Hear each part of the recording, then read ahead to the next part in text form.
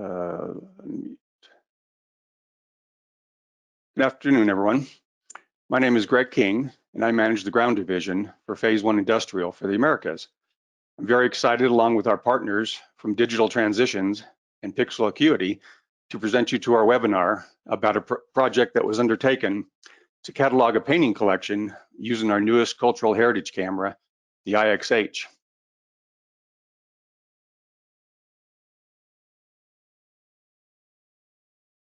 But first, let's go over the agenda. I'm going to speak a little bit about Phase 1, and then we're going to have Pete Siegel from Digital Transitions talk a little bit about his company. And then we'll get on with the main event with Eric from Pixel Acuity. And then after that, we'll have a short discussion between Peter and Eric on any topic that we feel we missed in the webinar. And then you're going to come back to me, and we're going to do a Q&A session. And one note about the Q&A session is that you'll be asking your questions on the actual control panel of GoToMeeting. And you can ask anytime during the seminar, and then they'll be answered at the end.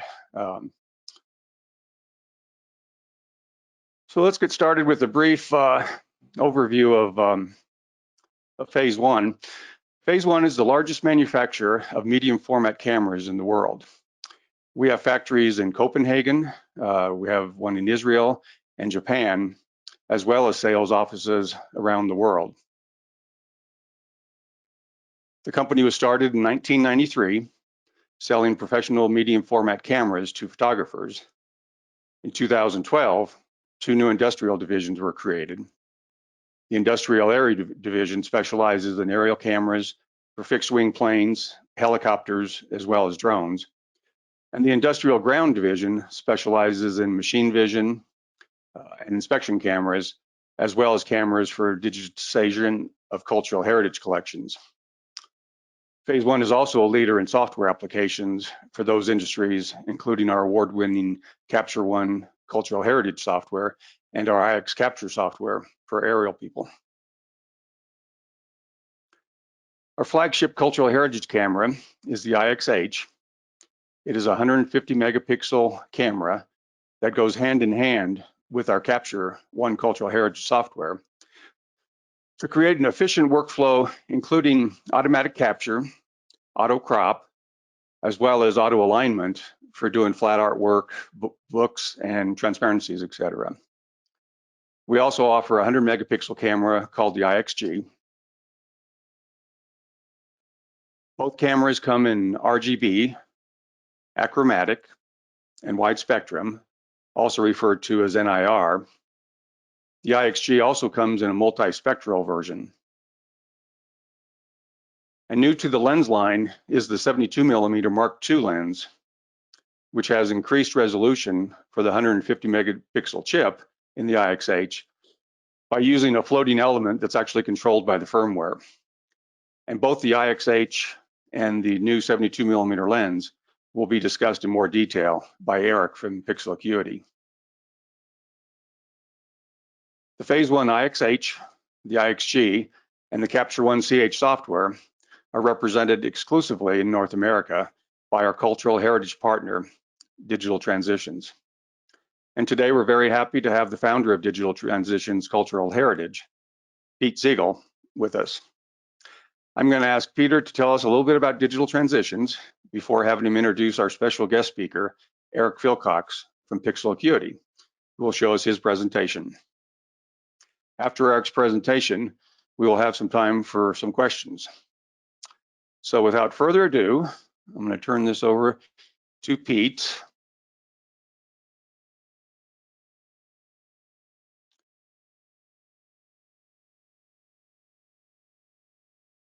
And there you go, Pete. It's all you. Okay. Can you guys see my screen? All good, Peter. Go ahead. All good. Greg, thank you very much for introducing me. And Eric, again, thank you for your patience while I give my part of the presentation before we get on to the main event, which is you. Just to give a little information about Digital Transitions, and its cultural heritage division. Digital Transitions has been a phase one dealer since 2003, and we started our division of cultural heritage in 2005. And since we've started in 2003, we have been phase one's largest dealer. Now, whoops, how'd that happen? I'm sorry, guys, I got this backwards here. Just bear with me. It always happens, right? Okay.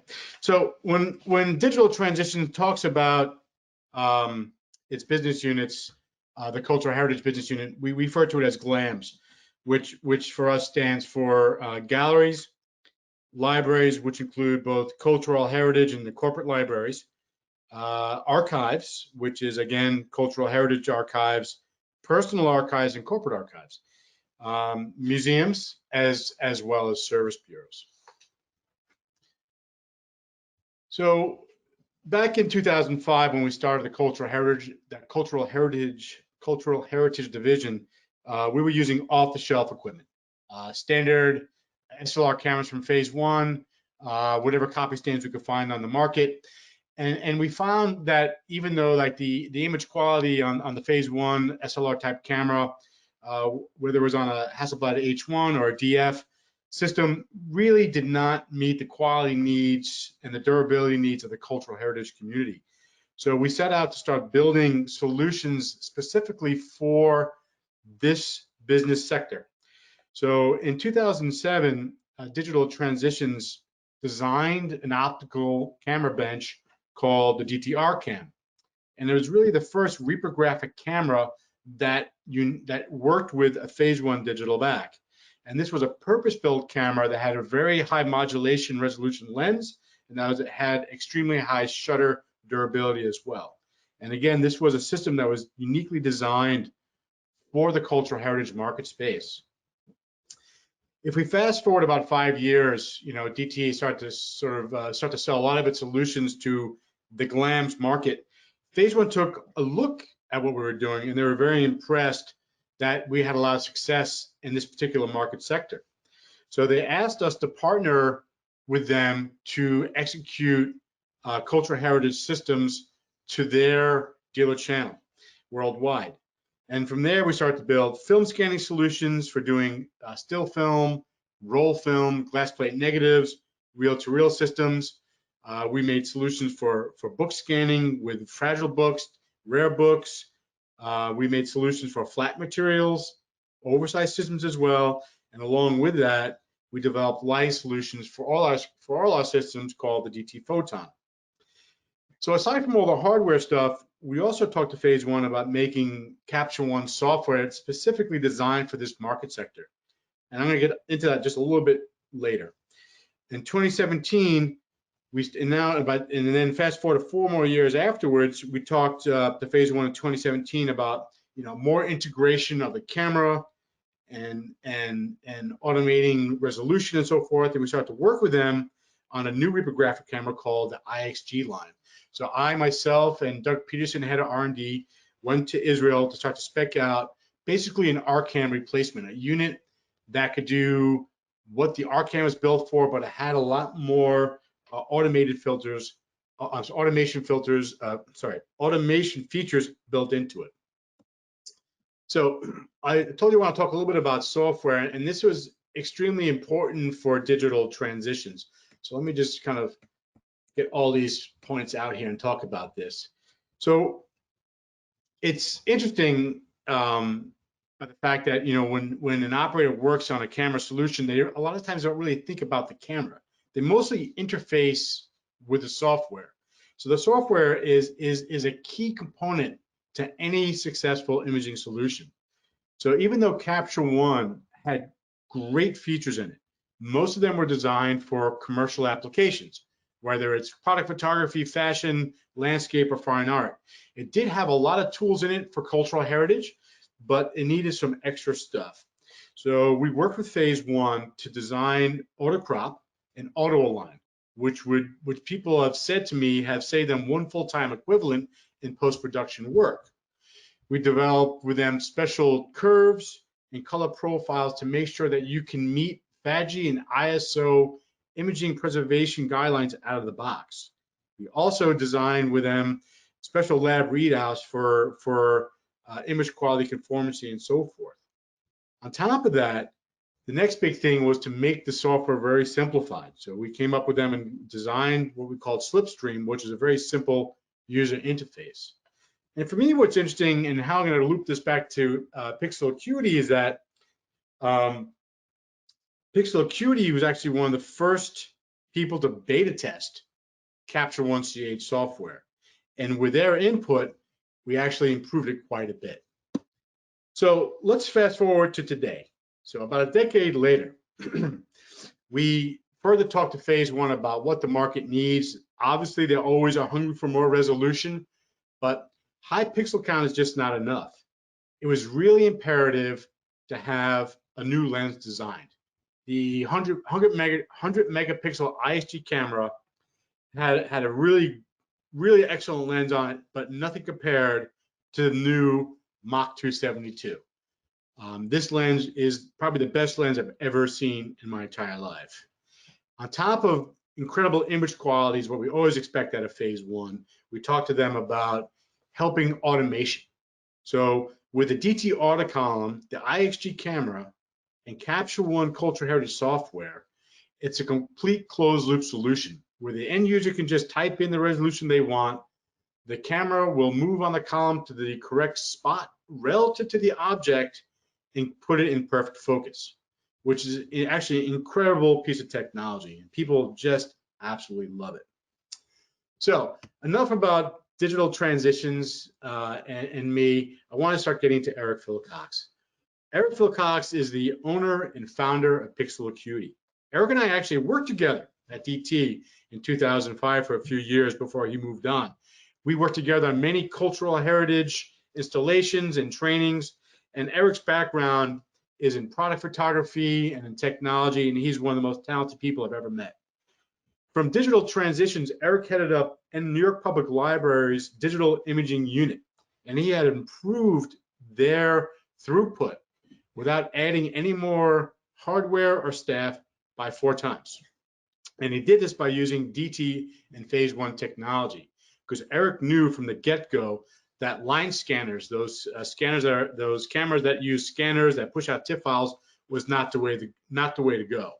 Instant capture absolutely offers the most versatile workflow and allowed him to completely optimize operations at New York Public Library.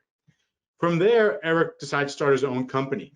You know, Eric's always been forward thinking, and I have to say, out of all the service bureaus that we support and sell to, Pixel Acuity by far is the most, I would say, ahead of the curve.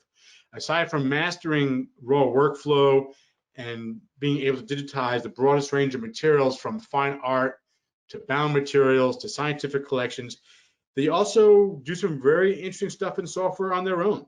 They have advanced OCR capabilities. They're able to convert handwriting through machine learning and artificial intelligence to useful text that's properly formatted into correct metadata using Meta Alto formats, and so on and so forth. And it's just incredible the stuff that they're doing over there. So for me, it was really a no-brainer to have Eric field test the iXH 150. So Eric, aside from being the first beta tester of Capture One CH to provide his crucial feedback to what to make this tool useful in the market space, we gave Eric the pre-release of the iXH 150. From there, he took it to his shop, he plugged into his systems and make sure that the image quality would meet the needs out of the box. It had all the tools and efficiencies that he expected. And from there, we asked Eric to take the camera into the field and do some actual field work with it, meaning that, you know, go on location with it on a very important project, and just to give us back some real true feedback. So at this point, I'm going to hand this over to Eric. And before I do that, bear with me one more moment. If you haven't signed up yet for our virtual roundtable, which is extremely popular, there's still some time left. It's getting pretty full already, and the dates are the 15th and 16th. And I believe Kate, who is a organizer, will throw something in a chat window so you can get a link to the actual roundtable. So right now, I'm going to hand this over to Eric Philcox, who's our next panelist. Thank you, Pete. Appreciate the kind words, as always. To see you right now. And let me turn my camera off. All right, good to All go. right. All right. Well, thanks again, Pete. I appreciate it. So, yeah, we were very excited to be able to start looking at putting the iXH, in action and testing it on some projects. And I gotta say, it went extraordinarily well. So the first place we brought it into was the Mennello Museum. It's a little small museum down in Central Florida in Orlando, or more accurately, Winter Park. If you ever get a chance, it's a great collection, mainly dealing with American artists. The actual collection that we were going to digitize is a part of the Melanson Holt Collection, and it showcases a variety of American artists that primarily focus on the Southwest. And this is a exhibition that'll be going up next year, and we were looking to digitize a collection for the creation of the accompanying catalog. So we've been working with the Mennello Museum for a few years now on a number of different projects, and always very excited to be able to bring this type of technology to even the small museums that nonetheless have fantastic collections. So that being said, maybe you're probably not too interested in our kit, as it were, in terms of what we tend to bring on location when we're shooting in galleries and museums and in spaces that really aren't purpose-built for digitization work, but nonetheless we try to make it work. So in this particular case, we went with the phase 1 iXH, and very, very excited to kind of put this to the test after our initial testing showed fantastic results in terms of color accuracy, resolution, sampling efficiency, edge-to-edge sharpness, all these tests that we did shooting targets. It's great to finally kind of put actual works of art in front of it and see how it does. So, and then we like to pair that with the DT autocolumn. That gives us all the advantages that Pete had mentioned in terms of auto resolution, and we can very quickly and easily adjust to various sizes of material that we're shooting to get the highest resolution that we can out of each piece. You can kind of see that we are using the a custom base. It's hard to see in this. We'll have some photos of this, but it's a custom base made by DT. It's not a traditional copy stand in the sense that we need versatility when we go into, in a lot of cases, some unknown spaces. So, ceiling height is always an issue that we're battling because you never know where you're going to have to fit these solutions into. So we try to be as versatile as possible with that. And then we're using the Broncolor kit pack on this 3200 pack and the Unilite heads. The other thing that we always make sure that we bring along is the golden thread targets. It's one thing to talk about image quality and you can look at an image and make subjective analysis of it, but then you can always go by the numbers with the golden thread targets and software and just to validate, and then when we're shooting, what actually helps us make sure that our white point is correct, make sure our black point is correct, and just kind of gives us those guidelines when actually digitizing the materials, and then when we're in the post-production phase of the project. So the one thing that kind of really struck me, I've been used to going into these institutions using XF cameras, DF before that, and then most recently the iXG. But a lot of times we're shooting larger pieces of art, with XF cameras on an easel, and this type of system just really allows us to be that much more precise in leveling the system and squaring the art to the camera, and then that super precise focus control. So the setup in terms of getting this, getting all this in the institution, getting this set up in the gallery space, was a lot simpler than I thought. We, like I said, we bring in the XF and easels, and we have a lot of capabilities for oversized materials with that. But bringing in a copy stand and a base, you'd think it would take, in an iXH camera, you'd think it would take, a significant amount of time to kind of set up and get ready to digitize. But frankly, it's very quick and easy, and we were set up and shooting within an hour. In large part to how easy it is to work with the iXH. So, kind of what we're here for, and what we will want to see is some of the image quality, image specs that we were able to get out of the iXH system. So, this has been an amazing experience working with this camera. This particular painting that we shot, I think it was in the neighborhood of between 18 and 20 inches. And we were able to digitize it at over 700 ppi, which that gives you 13,000 pixels on the long axis. And also, you can print this at 2 times the original input size at 300 dpi, which I think is truly fantastic. So, it's one thing to talk a little bit about file size, and I was just processing some of these, and this particular image came out at 16-bit. You're talking about a 695 megabyte file, which is truly, very large, and might have to get some of these institutions to start rethinking their storage requirements and needs, but that's never a bad thing. So one thing that really stood out is, truly impressive edge-to-edge sharpness. Now, we've been working with a lot of different lenses. I'm talking about, the XFs, DFs before that, and then the Mark I 72 millimeter lenses, all good lenses in their own right. But I think Phase One really took it to the next level in the designing of this lens. We won't get into too many of the specifics about focusing strategies, I guess, for some of these lenses, because they, have, not as precise control, especially with the XF, but very, you have to be very aware of where you're focusing and how you're focusing it to make sure that you have, decent edge-to-edge sharpness.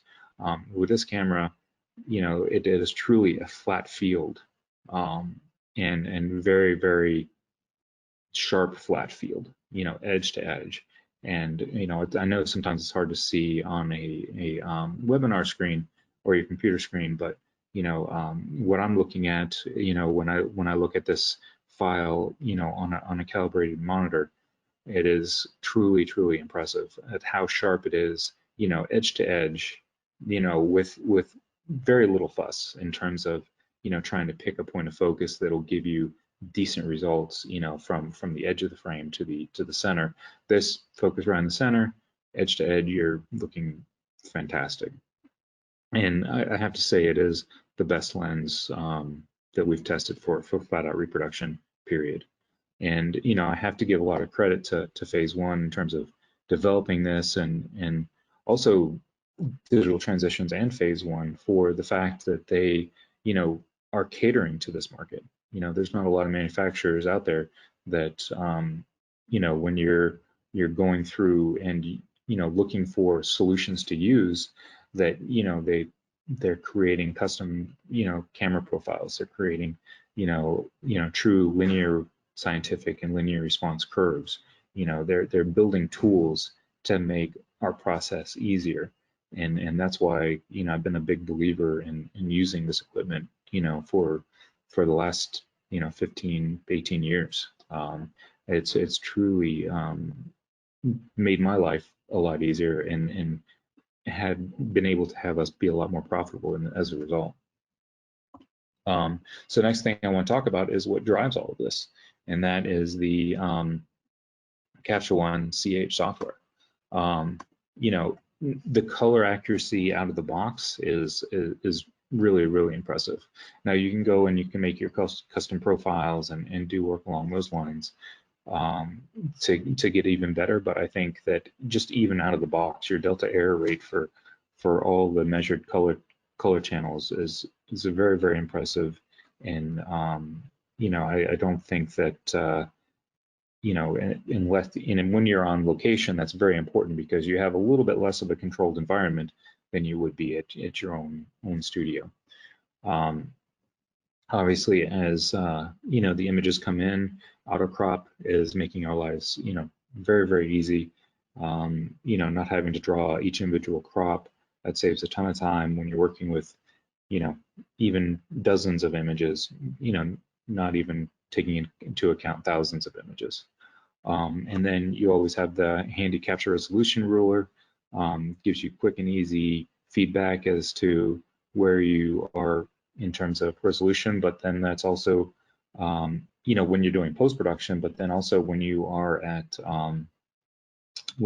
in the live view mode with the iXH, it gives you immediate feedback as well. So that's quite handy.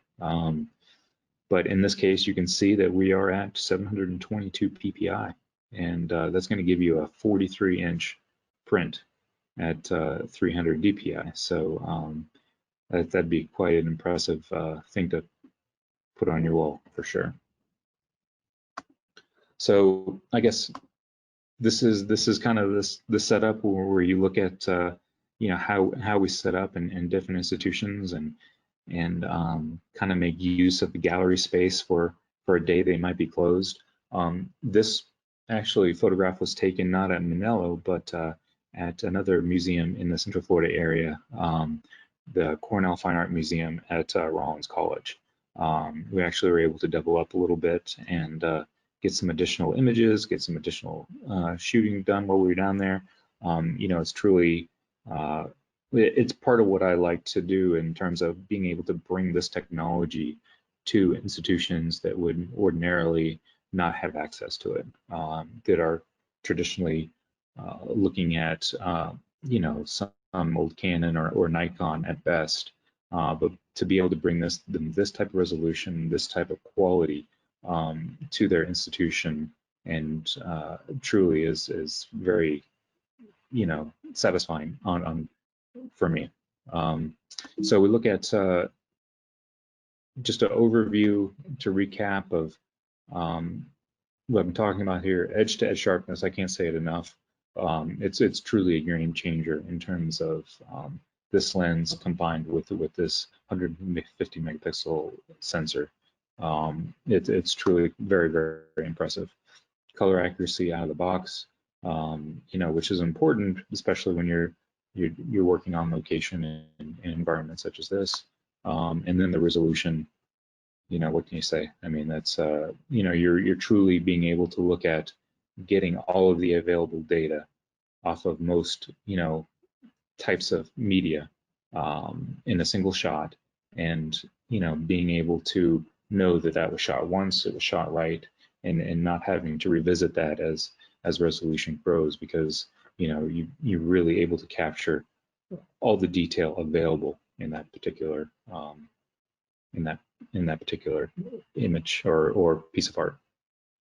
So with that, want to bring Pete back in, and I know he had a couple questions he wanted to go over, and then we'll open it up to any questions that you know, the audience might have.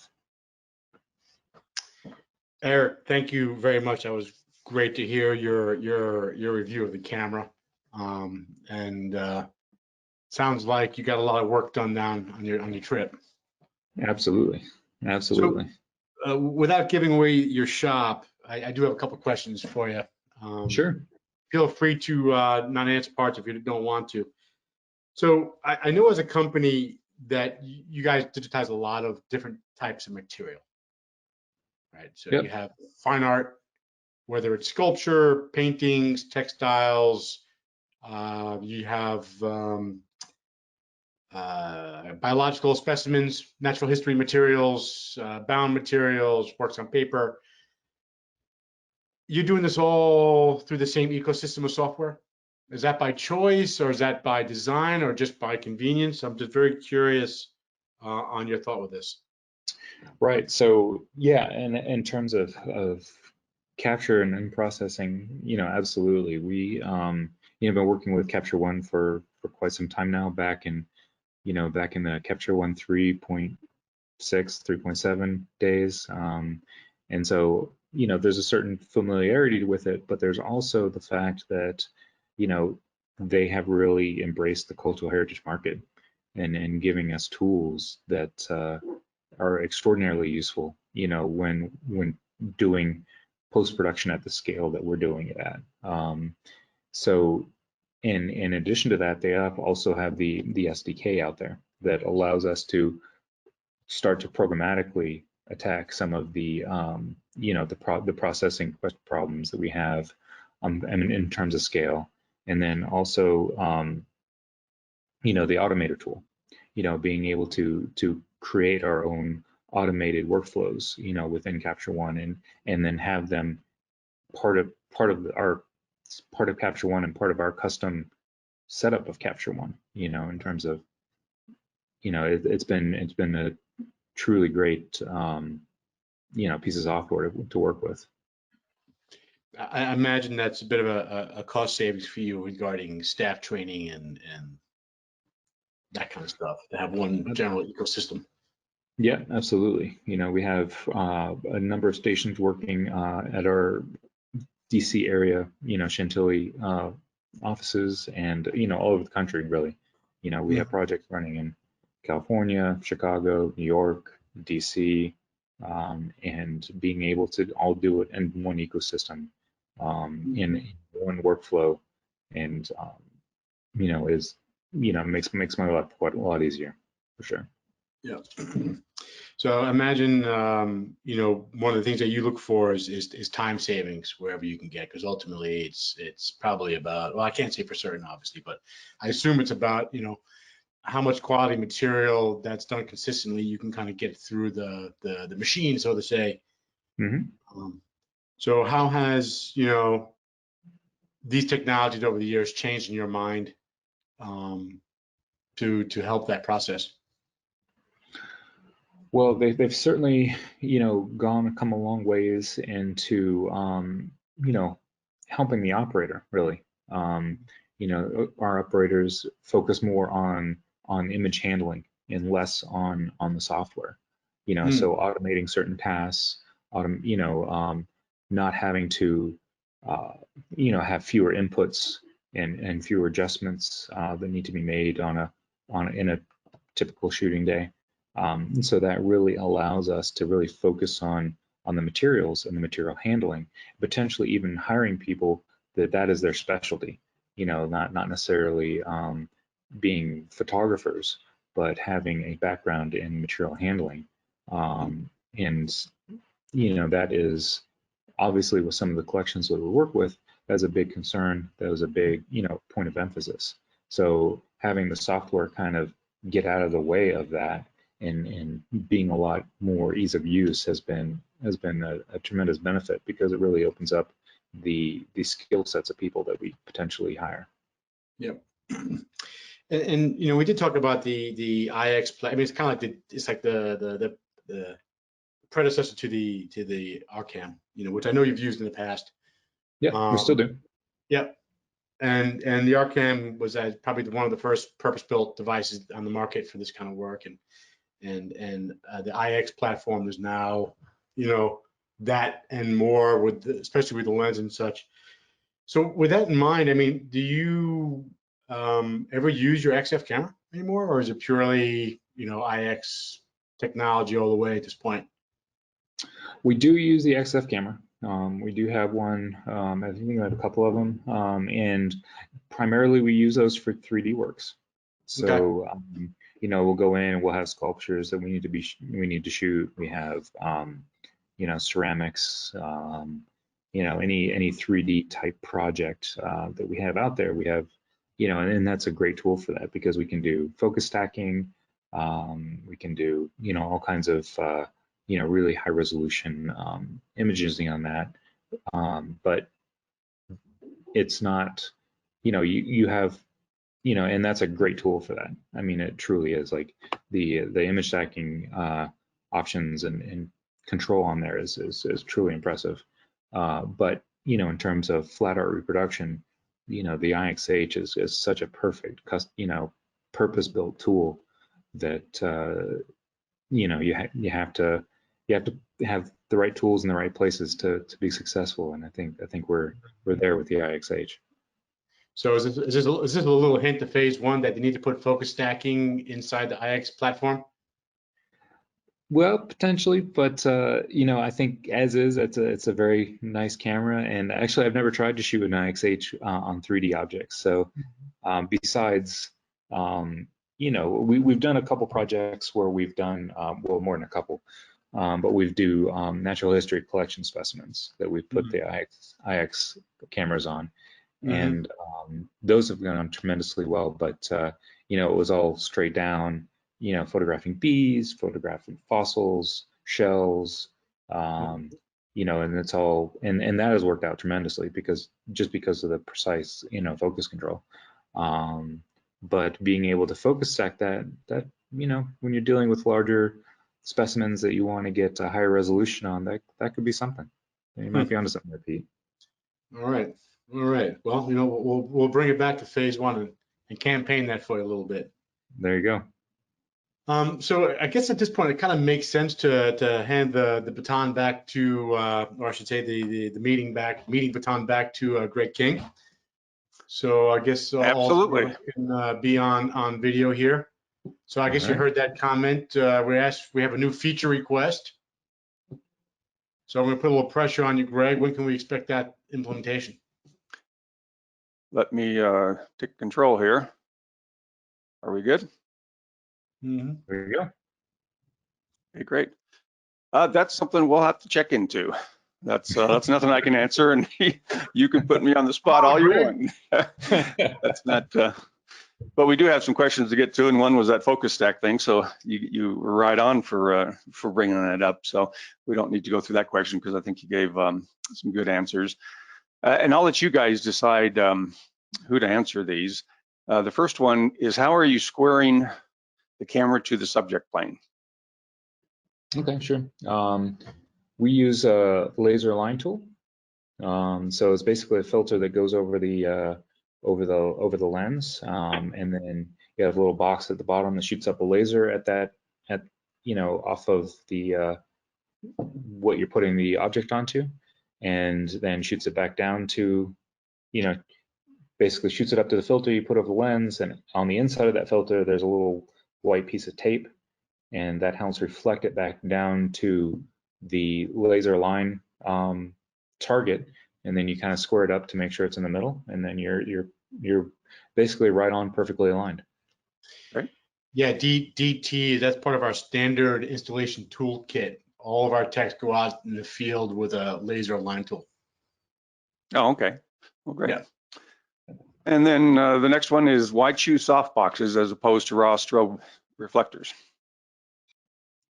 I know either one you could answer that. Yeah, I mean, there's number of options you can go with. Generally, you know, we do choose the soft boxes because they're a little bit more versatile.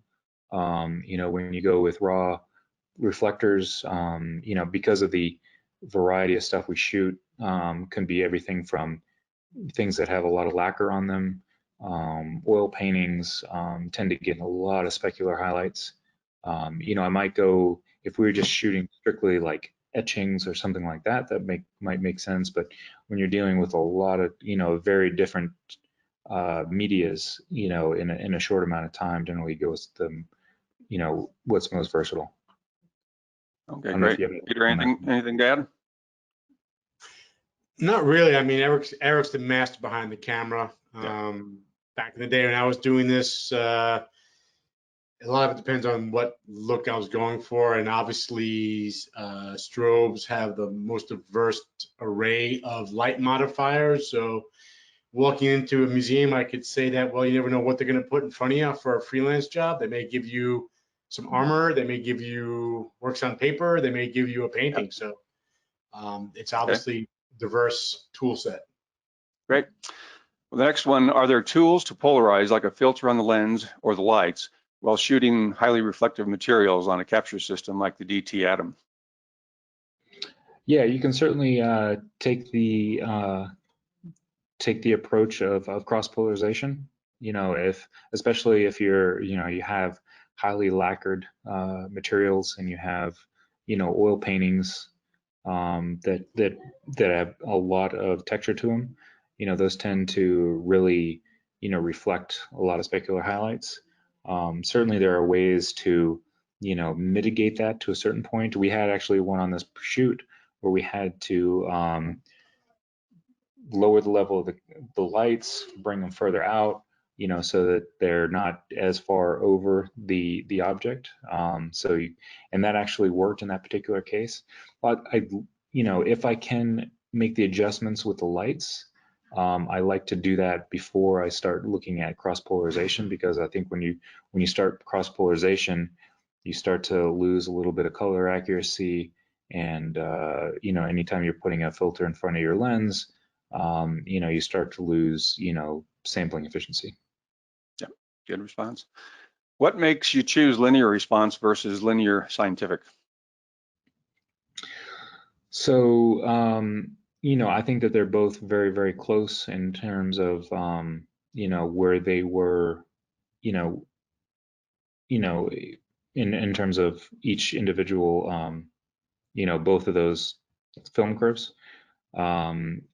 And I think this one, usually we use linear scientific, and I don't know if I was on linear response on that one or not. Generally, when we're shooting, we'll choose one or the other, but when it comes to the output, we'll make those decisions, based on client needs and client expectations. Okay. But So well, great, guys. I can add Go a ahead, touch. Peter. yeah, So, Pete can talk a little Absolutely. bit more. Linear scientific is one of those things. Be wary what you want. It's basically the linear curve has a subtle roll off on the high ketones on the regular linear curve. So if you say you have a bound book with a lot of roll into the gutter, you may have some potential of picking up a highlight there. So you might find in linear scientific that might start to clip because there's absolutely no safety net whatsoever in linear scientific. So you need to have a lot of control with what you're doing. That said, I think we've done some tests in-house where we find that it doesn't make a ton of difference when it comes to actually photographing works on paper, which one you really use in terms of image quality. It definitely will give you different data on a target, but at the end of the day, the community doesn't photograph targets, they photograph works of art. So you also have to be practical in what you're doing. But I know Spencer, one of our people that work in R&D, who's a bit of a film specialist like Eric, has discovered that linear scientific gives you a bit more control when converting photographic film to inversion back to positive. So I've seen samples that Spencer's done and Eric's done. I was like really amazed at the difference of image quality. And linear scientific definitely gave a better response. So it depends on what your application is. And again, not to keep bragging about Capture One, but what's really great about it is You can brag about Capture One all you want. Yeah, you can really grow with it. The more you master your craft, the more there is in there that you can use in Capture One. It's just an incredible piece of technology. Okay, well, great, guys. That's the last of the questions. Really want to thank you for all the information. You guys gave a lot of information. Appreciate both the presentation, Eric, and then also the discussion between both of you. And I hope everybody enjoyed the presentation, and we look forward to seeing you again at one of our webinars. For a list of those webinars, you can visit our industrial website at industrial.phase1.com. And with that, I want to thank everybody for attending and have a great rest of your day. Greg, thank you for putting this together and your marketing team as well. Appreciate it. Thanks, Okay. guys. Thanks.